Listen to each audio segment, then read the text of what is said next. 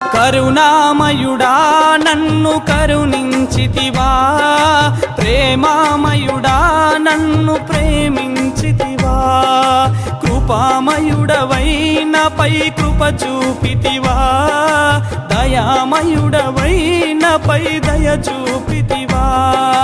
నలిగిన గాయాలతో సిలువ నీవు మోస్తివా, నలిగిన గాయాలతో సిలువ నీవు మోస్తివా, ఈ పాపుల రక్షణకై శిక్ష వేయబడితివా.